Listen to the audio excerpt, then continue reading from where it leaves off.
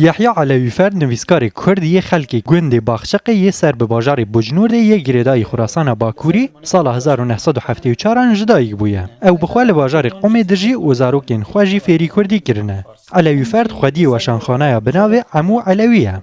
وشانخانه عمو علوی من لسال 2010 دست بکرو من دامزراند باجار قومه بود دو مافانو دو انجامان و دو آرمان جان.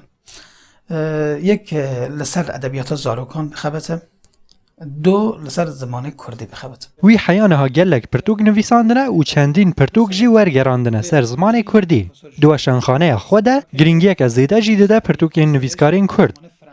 چاپ و بلاو کرنا پرتوک کردی ایران از باورم که باش بویه بس نینه. اما اگر بخوازن لسدی حسبینن کمتر جی یک لسدی پارا پرتوکن کردی چه به سورانی چه به کرمانجی البستوانن کردی دیروک نویسن کردی هر کس کو لسر چند و فرهنگ کردی چالاکی دکه هم گلک چالاکی خو زیاده بکنو بکاربن اوه پاره که مک زیاده بکن لسر اوه پرتوکه او زمان کردی فارسی انگلیزی و عربی دزاره و به تاجیکی جی دکاره بنویسینه. یحیی علویفرد گرینگیک تایبت جی دده ویژه زاروکان. پرتوکین وی جبو زاروکان جی به زمان کردی هنه.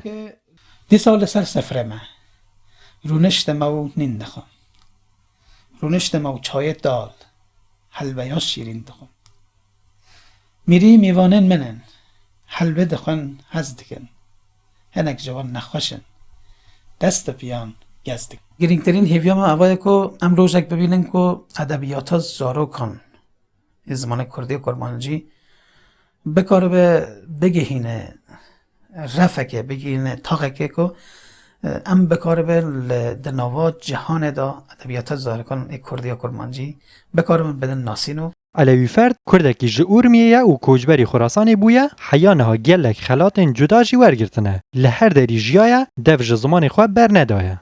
اسکندر جعفری رودو